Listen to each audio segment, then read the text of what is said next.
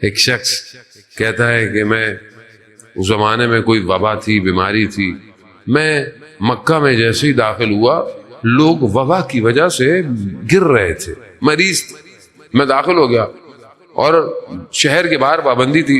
پہلے زمانے میں جب کسی شہر میں وبا ہوتی تھی لوگوں کو باہر نہیں نکلنے دیتے، وہیں پر باہر بندے، اور میری حالت خراب.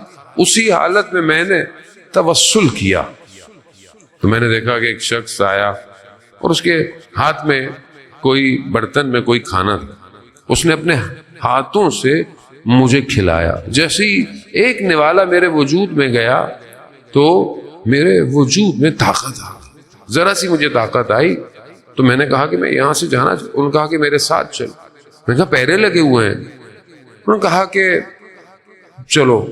پہرے لگے ہوئے لیکن جنہوں نے پہرا لگایا وہ ہمیں دیکھ ہی نہیں رہے. شہر سے باہر مجھے پہنچا دیا.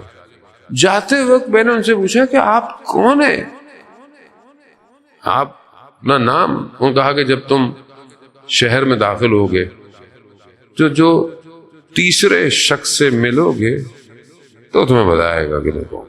اب یہ اسی اضطراب میں خیر گیا اصفہان کا رہنے والا تھا. رات میں جب شہر میں داخل ہوا ایک دو لوگوں سے ملا تو تیسرا شخص جو تھا وہ شہر کا دروغہ تھا جو رات کو شہر کی نگہبانی کرتا تھا. مطلب عام سا لوگ. اب یہ بڑا پریشان کہ یہ عام سا آدمی اس آدمی کے بارے میں کیا بتائے گا. ابھی میں یہ سوچ رہا تھا کہ اس شخص نے مجھے بولا کہ وہ جو شخص تمہیں ملے وہ وقت کے امام تھے.